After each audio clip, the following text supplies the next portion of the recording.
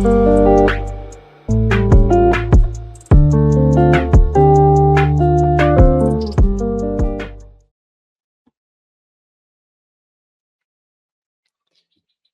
kha, bên ông bùm diễn sen tay thì nạp yam cụ sau cụ pa.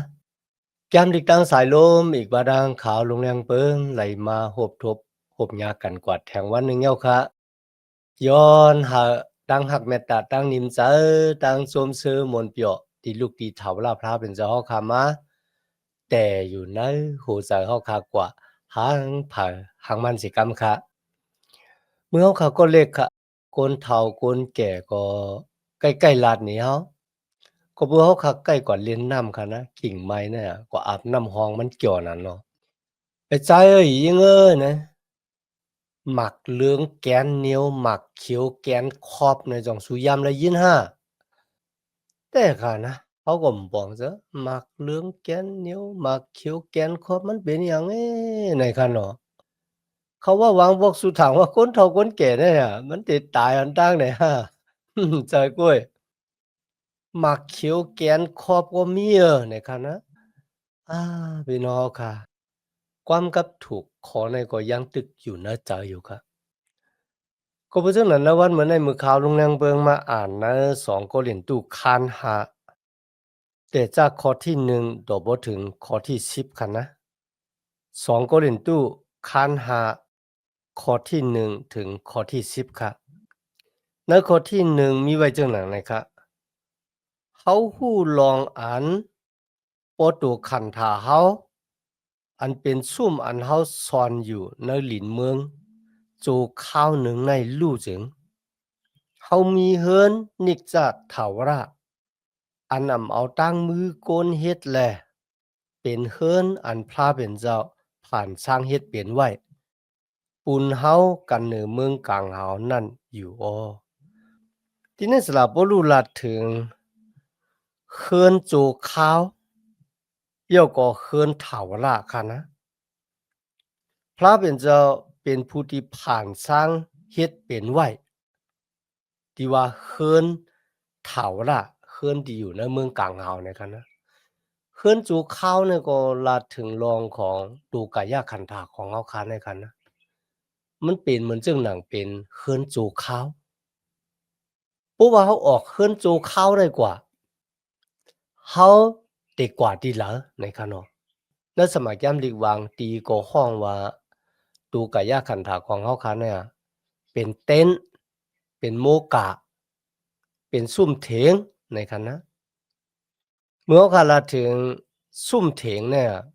พี่น้องขาดตองอยู่กันนะทีนี้สลับบ่รู้ลัดว่าเฮาฮู้ลองอันปอตัวขันท่าเฮาอันเป็นซุ่มเขาว่านะอันเป็นซุ่มอันเฮาซ่อนอยู่ในหลินเมืองโจข้าวหนึ่งในลู่จึงเฮามีเฮินนิกจะเฒ่าละอันเอาตั้งมือโกนเฮ็ดแลเป็นเฮินอันพระเป็นเจ้าผ่านสร้างเฮ็ดเป็นไว้พี่น้องขาดไอ้ตัวหันนะปุงหางนะ ซุ่มตีโกนเฮ็ดและตั้งมือพระเป็นเจ้าเมื่อละถึงซุ่มเถียงเนี่ยสลับบ่รู้ลาดว่าเฮาฮู้มันจะลามเอากันนะเฮาฮู้ว่ามันเป็นรองมันแม่นซื่อใจกำเหลียววันหนึ่งบ่ว่าเฮินนั้นก็ซุ่มที่เฮามาอยู่ในคันนะมันยอกกว่ามันเก่ากว่านะครับแหละเขาออกซุ่มเถียงเก่าในยาก็มือที่ซุ่มเถียงเฮินคำที่พระเป็นเจ้าแม่ไว้ปานเฮา มันเข้มแต่ๆไหนกันนะพี่น้องก็คุกจะไล่ซุ่มถึงเฮือนคำที่พระเป็นเจ้าเฮาโมเสเฮ็ดคันเนาะพี่น้องก็มันก็บ่แข็งแรงเหมือนจังหนังจ้องปิกหม่านที่โซโลมอนเฮ็ดคันนะเมื่อละถึงซุ่มเถียงก็ได้ค่ะเฮ็ดเอาคาหันว่ามันเก่าหมองมันยอกมันรูเหลวไหลนั่นขนาดนะอันนั้นก็เยื่องถึงตูกายะขันธาของเฮา กุยกะในสมัยแก้มลิกในเลยลาดไว้เฮาคารู้ฮู้ว่าตัวกะยะขันธาของโกนเฮาคันเนี่ยเฮามีโกนที่อยู่ตั้งนอกยาวกว่าโกนที่อยู่ตั้งในโกนที่อยู่ตั้งนอกในก็ในก็เป็นตัวเนื้อตัวเลือดในกันนะโกนที่อยู่ตั้งในในห้ามเป็นวิญญาณเนี่ยสลับบ่รู้ฮู้กันนะโกนที่อยู่ตั้งนอกเนี่ยมันได้เจิมได้นาย ตีเก่าตีมองตียกย่อยกว่ากุ้ยกะก้นเหม่อที่อยู่ดังเนินในซ้ำตีใหญ่ขึ้นสูงขึ้นมันบอกว่าตีเต็มทนตีเป้ว่าเป้สุ่มนาตั้งหยุ่มมัดนาตั้งมุงทามองทานาตั้งอันหับท่ามนาการพระเป็นเจ้ากว่าพี่น้องค่ะที่ในมือละถึงตูกายาคันฐานนะอย่างเฮ็ดคาคุกจะเลยยามเตสนาคัน12กันนะนั่นก็เป็นโซโลมอนเลยฮ้อไว้ค่ะนะเตสนาคัน12ในข้อที่1ต่อบ่ถึงข้อที่8เขาลัดถึงปื้นในแรกคุกจะเลยใครจะทบจวันผ่านสร้างเฮ็ดเป็นเมื่อนั่นในมืออันอาศักเมื่อย่างหนุ่มย่างกำสู่อันมือวันอันตุกข้ามใบหอดถึงอีกตั้งขบปีย่างใบจำมาเหมือนตักลาดว่าเขายุ่มเปียกเว้ยวันไหนอีกตั้งสู่อันกลางวันตั้งอันแรงอีกตั้งเหลือนตั้งเหลาไปลับหายกว่าขิงอันผลตกเสียวหมอกกุมไปขึ้นกามมืดมานั่นตามือยามนั่นแขนมือมาอันเฮแขนมืออยู่เจอนั้นตักสั่นสายแลตีนมืออันมือเหลียวแห้งใหญ่อยู่ในตักแห้งโอนกว่าอ้อเขียวมือมีเกนาแลมจังเกี้ยวตั้งกินตั้งครบมือหมักตามือมูแลจังหันแจงไหลเยาอ้อหูมือตักนกจังยินเสียงกาที่กลางตากลางตางไหลพี่น้องค่ะในเขาซับแรงสร้างล่างนี่ซุ่มเถียงตัวเก่าของเขาในว่าวันหนึ่งกูสำกูเปิงมันก็ได้โอนอ่อนเก่าหมองลู่แล้วก็มันเรื่องข่าวลุงแรงเบิงมันเหลียวในเลยสมานตาวค่ะนะแทงอินเสียงนกเสียงกาที่ห้องซ้อมหนตาหนตาก็เต็มได้ยินเอาหน่อยค่ะนะพี่น้องค่ะอันนั้นเป็นสภาวะของตัวกายะตัวตั้งนอกของเขากุ้ยกาว่าตั้งเนินนั่นน่ะมื้อละถึงตั้งอยู่มัดเนินพระเป็นเจ้ามันติเฮ็ดเฮาค่ะมีตังมุงถามองถาว่าเฮาพร้อมบุญใดได้ค่ายออกซุ่มเถงอันเก่าเฮินหลินในค่ะนะ要个挂อยู่นะตัววิ่งเงินอันมาที่พระเป็นเจ้าเมแฮนไว้บุญตาเฮาอะ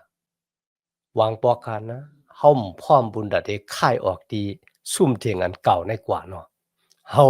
ตึกหาใครอยู่นะซุ่มเถงอันเก่าในอยู่กันนะก้อยกาที่ในสลับบ่รู้ว่าเขาพร้อมกันนะ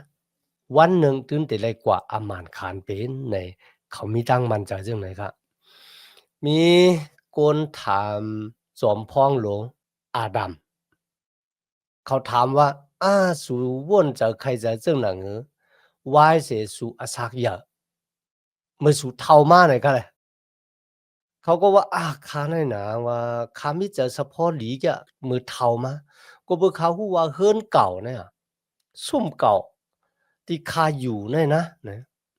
มันก็อ่อนอ่อนหรือฉะนั้นมันก็นะว่าตองว่าข้าที่มุงห่มอยู่ก็มันก็โคงลงนะครับนะก็เพราะฉะนั้นข้าพร้อมบุญใดได้ออกซุ่มเถียงเก่าในกว่าเยอะกว่าที่เฮิรนมานั้นปองว่าคือกันแล้วเนี่ยมันปองว่าเขามีตั้งยุ่มณสมัยแก้มลิกซ้อมหนัง2โครินธ์คานหาข้อ2ค่ะนะพระเป็นเจ้าได้ปันตูมาตีเฮาในค่ะนะเมื่อเฮาขึ้นกว่าอยู่ตั้งเหนือมันจะลงดังตากันนะก็บวนมือตึกหาอยู่นะตูกะยะคันธาเนี่ยโลมันค้างขี่ค้างผ่านน่ะในค่ะนะแต่เขาอะก็บัวมันมุงมองใครกว่านุงห่มตูมาที่เป็นตูวิ่งเงียนนั่นค่ะนั่นนะเจ้าแต่ค่ะพี่น้องค่ะเนอตะหมานเจ้าคันชาวสิขอสิพาก็มีไว้ค่ะนะว่าคนดังหลายว่ะที่เป็นคนซื้อตัวแล้วซื้อตัวเนี่ยติดลูกกระดังตายขึ้นดิบมาอยู่มัดก็ย่อมอยู่มัดก็ย่อค่ะไหว้เสียตายกว่าย่อติดลูกกระดังตายขึ้นดิบมาไหนกันนะในโยหันคันหาข้อเศร้าเก่าสำรัดว่าโกนดังหลายที่กำจ้างหลีนั่นน่ะติลูกกระดังตายขึ้นลิบมามีอาสากเถาล่ะ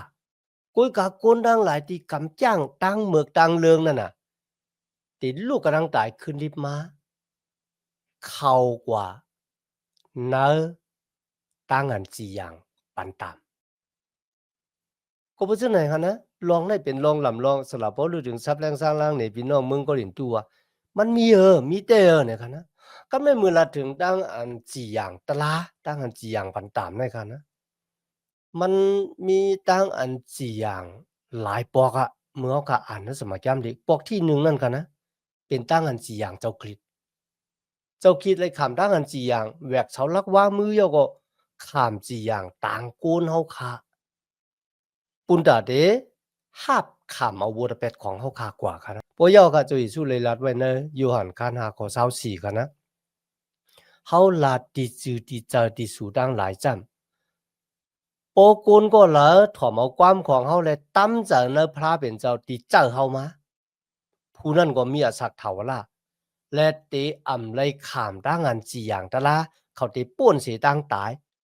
หอดถึงอาศักเถาละ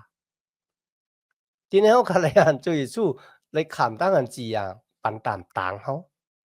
ปอกที่สองมีไว้ใน1 Corinto คัน11ข้อ31อันนี้สำหรับถึงตั้งอันจีอย่างตลาดตูเก่ากุ้ยกาวะเพราะว่าเขาคาจีอย่างตลาดตูเขาเนี่ยเขาก็เต็มเลยขามตั้งอันพระเป็นเจ้าจีอย่างตลาดเขามันบอกว่าเมื่อเขาคาเฮ็ดพิษเขาก็คุกจะไรไม่จะวัวเป็ดหนองตาตั้งพิษจีอย่างตูเจ้าเก่าขึ้นไหวน้ำมหาพระเป็นเจ้า กุ้ยก็บ่ว่าเฮ็ดผิดเจ้ารับคำว่าผิดเจ้าก็เฮ็ดผิดลงกว่าติ๊กๆหั้นนะวันนั้นน่ะเฮาติเลยคำทั้งอัน4อย่างปอกที่3ครับในซ้ำเป็นตั้งอันพระเป็นเจ้าป้อสอนก็ดีอยู่มัดตำใจนั้นมันเจ้าค่ะนะในเหตุเลขคัน12ข้อที่6ค่ะเนาะมือพระเป็นเจ้ารับกนก็แล้วเนี่ยมาเป็นลูกของมันเจ้าเนี่ยมันเจ้าก็ป้อสอนคนก็นั้น ป้อสอนให้พุ่นดาวที่อยู่ในเส้นทางมันเจ้ากันนะก็เพื่อเฮาเนี่ยมันใกล้ๆออกนอกเส้นตาสายตางของพระเป็นเจ้ายอกขามโหที่พระเป็นเจ้าล้อมไว้กันน่ะตั้งอันจีอย่างปอกที่4ครับอันนี้จำเป็นตั้งอันจีอย่างลูกลางตะเปเจ้าจีอย่างก้นที่อยู่มัดตำใจในจุยชูอันนี้ใจจีอย่างปุ่นดาได้ปือลงกว่านะหมอภัยงลายค่ะนะใจครับ ปกที่5ในสมัยยามลีกที่เขาคาไลหันพระเป็นเจ้าจีอย่างเมืองอิสราเอล6จีอย่างกูเมืองในกำผาโลกาลงใน7จีอย่างตะมานกลางหาวที่เฮ็ดบูดาเปสต์ค่ะที่เลยขามร่างงานจีอย่างปือถึมลงกว่านะหมอภัยงลายอยู่ซ้อมโกนดังหลายที่เถียงแบดตั้งเกกช็อตที่จุยสู่ปันเขานั่นค่ะนะเขาเอาเขาว่าเขาได้กวักขามมันก็เร็วในวันนั้นได้เลยกวักขามตั้งอันจีอย่าง จอมตะมานกลางหาวที่เฮ็ดบูดาเปสต์นั่นก็เป็นซาตานมานัดในหมอบภัยงลายมีวันสุดวันเสงปอกที่8เป็นปอกลื่นสุดในสมัยยามดิกมีแต้มไว้ค่ะนะว่าตั้งอัน4อย่างบันตามที่ปะลางขาวแต่มีพระเป็นเจ้านั่งอยู่ในปะลางสีขาว4อย่างปันตามโกนโลกากามีในข้อที่4ครับ2ก็เห็นทุกขันธ์5ข้อที่4มีแต้มไว้ว่า กุ้ยกะเฮาดังหลายเนี่ยเฮานุ่งห่มตูกะย่าอันใหม่อันนั้นเป็นตูบี้เหงียนค่ะนะเมื่อตูกะย่าอันเก่ามันตายแล้วอะมันก็เลยข้ามเอาอาสากเถาละอื่นกินครับว่าอาสากเถาละแต่มาอื่นกิน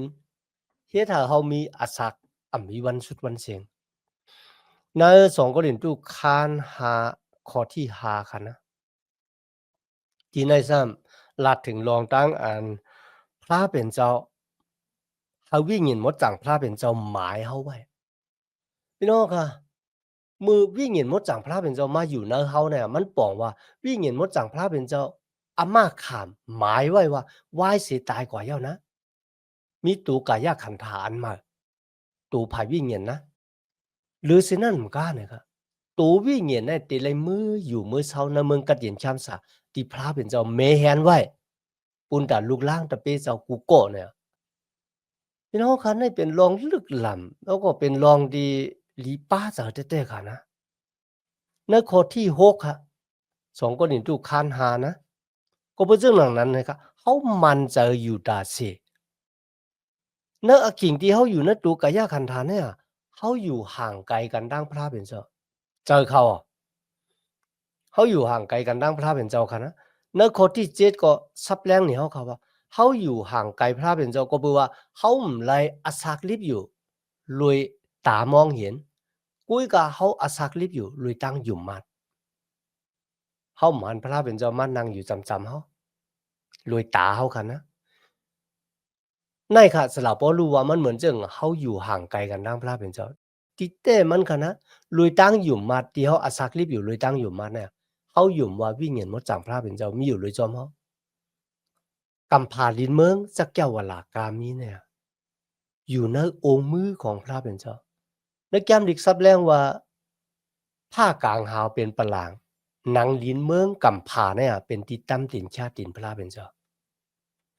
ที่แต่งเขาห่างค่ะลุยตั้งยุ่มนะกุ้ยกะลุยตาเนี่ยเขาตัวหมานมันเจ้าเหมือนเจ้าเขาอยู่ห่างไกลกันดังมันเจ้าก็เป็นเจ้าหนังนั้นนะวันเหมือนในคันนะลูกล่างแต่เปเจ้าเขาอัดฉากลิบอยู่จะลุยตาตัวหันกุ้ยกะลุยตั้งยุ่มมัดต่างกี้สู่พระเป็นเจ้าคันนะในข้อที่8ค่ะ2 โครินธ์คาน5นะเขามีเจอเขาอยู่จอมพระเป็นเจ้าหนาเลยสิที่อยู่ในตูกายาขันธาได้สลับบ่รู้ซับแรงนี่พี่น้องมึงก็เรียนตู้กันนะพี่น้องขาดตองไว้เนาะวิญญาณของเฮาขาดเต็มตายเคลื่อนลิ้นเฮาค่ะติขึ้นเป็นลิ้นก้อยกับวิญญาณเฮาเต็มตายวิญญาณของเฮาเนี่ยเต็มมืออยู่จอมเจ้าเยซูคริสต์ก้อยกะในสมัยแก้มอีก1 โครินธ์คาน15ข้อที่51ถึง53พี่น้องค่ะอันนี้เป็นตั้งมุมมองของคริสเตียนหลายก็ค่ะนะว่าวันนั้นน่ะวันที่เจ้าเยซูจอดลงมานะที่มีก้นกำพองตันไหลจิ้มด้วยตั้งตายค่ะมือเจ้าเยซูเกี่ยวมาเนี่ยก็เขาหันเจ้าเยซูก็ตูกะยากันฐานเนี่ยปูดลายจูแพบตาเหลียวค่ะนะเป็นตูวิ่งเงียนกว่าเนี่ยพี่น้องค่ะคนกูก็มุงมองว่าข้าใครอยู่นะกาปานนั่นน่ะกาปานที่เจ้าเยซูเกี่ยวมาเต็มเลยจิ้มด้วยตั้งตายเนี่ยค่ะนะก็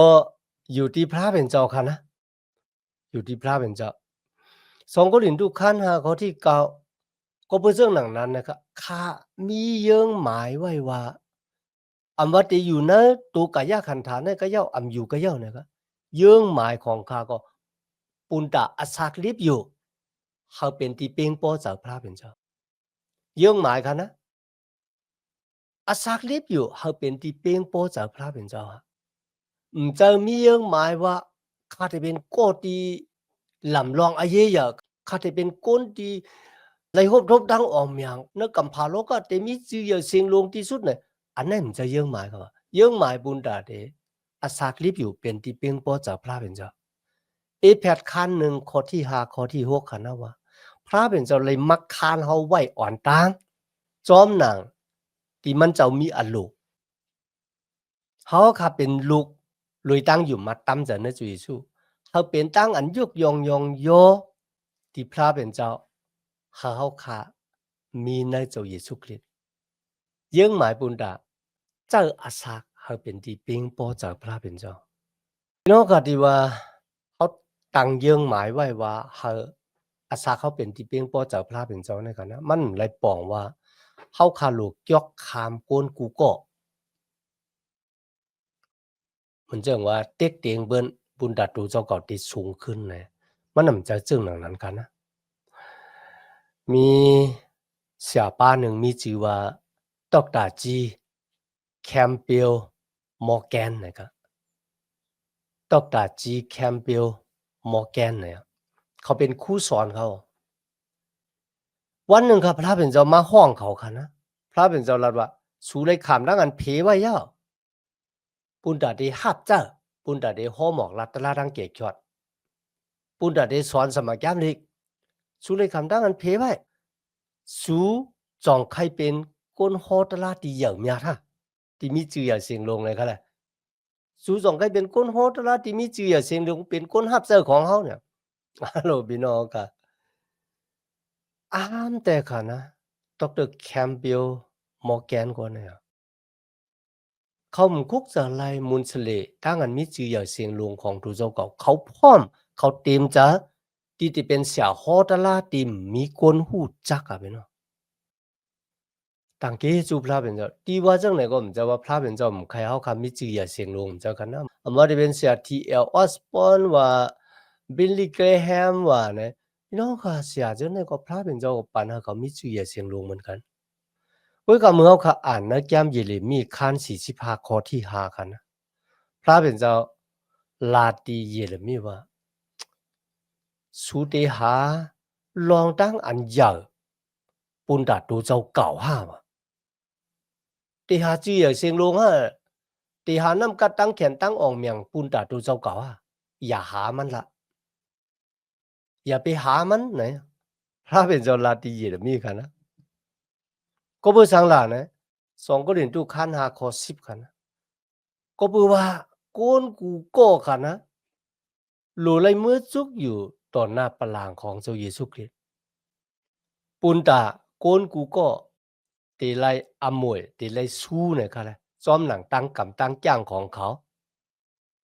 อำว่าลีอำว่าให้นะครับมันจะสุดเสียงอยู่ในโลกาในขณะนะจีอย่าเสียงลงในโลกาเพราะว่าเมื่ออยู่ต่อหน้าพระเป็นเจ้าตกแต้มมันก็มีอเกียวสังก็เบื่อวันนั้นพระเป็นเจ้าได้ถามเขาค่ะนะว่าสูเจ้าตัวกายาขันธาที่เขาปั่นที่สูเจ้าอาสากที่เขาปั่นที่สูเจ้าหนังหือก็เพื่อเจ้าหนังนั้นนะวันเหมือนไงครับเจนจาด้วยค่ะนะเขาทั้งหลายที่ตึกอาสากรีบอยู่เนี่ยเขาหลุดเจ้าอาสาเขาปุณตาพระเขาหลุดเจ้าอาสาเขาเจ้าหนังหือพลังเป็นก็ที่ปันอาขิงข้าวยามเขาคำมีอาศักรีบอยู่ในโลกาเนี่ยพี่น้องเขารู้ถามแล้วร้องไห้สลับเพราะลูกกระทบพี่น้องเมืองฟิลิปปีกันนะเขาก็ถามกันนะว่าสุอาศักรีบอยู่เจ้าหนังเนี่ยสลับเพราะลูกตอบในฟิลิปปีคันหนึ่งขอ21กันเนาะก็เปว่านะครับปุนตากคานะเนี่ยตั้งอันอาศักรีบอยู่ก็ปุนตาเจ้าเยซูคริสต์เพราะว่าตายกว่าเนี่ยก็คาไรน้ำเมียดมันเนี่ยปีศาจอาศักรีบปุนตาเจ้าคริสต์อันนี้เป็นเยื่อหมายสูงสุดเพราะตายกว่าซ้ำแต่ไล่สั่งนั้นไล่น้ำเมียดมันพี่น้องค่ะต่างเกสู่พระเป็นเจ้าเพราะถามว่าเขาใครตายน่ะนี่เนี่ยมันเจอค่ะเยื่อหมายของเขาค่ะเยื่อหมายของสลาปอลูเขามีอาศักรีบอยู่ในโลกาในหึงหึงเขามีอาศักรีบอยู่ในโลกาในหึงหึงก็เบอร์สังขละเพราะไหนจังปูนตาได้ไล่หักเจ้าพระเป็นเจ้านำที่สุดซ้อมหนังที่มันตินำไรกันนะซ้อมหนังเดียวติหมอเฮ็ดไรในวันนั้นค่ะเขาขาก็ติเลยมือจุกอยู่ต่อหน้าปลางพระเป็นเจ้าติจีอย่างเขาขาติเลยหักสู้เนี่ยนั่นก็ไรหักไปสังมันอยู่ที่ว่าเยื่อหมายตั้งอันอาศักรีบอยู่ในวันเหมือนเนี่ยเขาอาศักรีบอยู่ปุนตาปลาตัวเก่าคนต่างก็ปุนตาพระเป็นเจ้าเนี่ยในก็รู้เลยวนจะใครจ้าเขาขากูก็ติเลยมือจุกอยู่ต่อหน้าปลางมันเจ้าก็กาปลางที่ว่าในมันจะนะปลางแก้มเปียติคันเช้าข้อ11ถึง15มันเจ้าครับอันนั้นได้เป็นปลางเผือกขาวปุนตาได้จีอย่างปันตามโกนกามีดังเสียงดังหลงกุ้ยกะเฮาขาทั้งหลายที่อยู่มาตั้มจันในจุยสุคริตเฮาไม่ได้จุกอยู่ต่อหน้าพระเป็นเจ้าที่นาปลางขาวค่ะที่ในลาดถึงปลางจีอย่างปุนดาได้ปันสู้ค่ะนะจอมหนังเดียวค่ะเลยอ่านรองของตลาดตานพระเป็นเจ้าลาดที่ก็ตีไร3ตลาดตาน5ตลาดตานนั่นว่าสุเป็นคนเจ้าตีลีได้ซื้อโยกะก็ไปจังไหนมาอุบเปิงโฮมเลยกันจอมเฮาต้าเนี่ยเป็นด้านกันจีอย่างจังหนังไหนเขาอ๋อมีดังนั้นต่างเกซูพระเป็นเจ้าอย่างนะคะที่มาเห็นแกมดีกว่าจอมกันตัวพอสุดในวันเหมือนในค่ะนะย้อนหาตั้งหักเมตตาตั้งนินจาตั้งสมซื้อมวลเปียวตีลูกตีเถาลาพระเป็นเจ้าค่ะมาแต่อยู่ในหูเจ้าค่ะกว่าหังเผอหังมันสิกรรมค่ะมาสุงค่า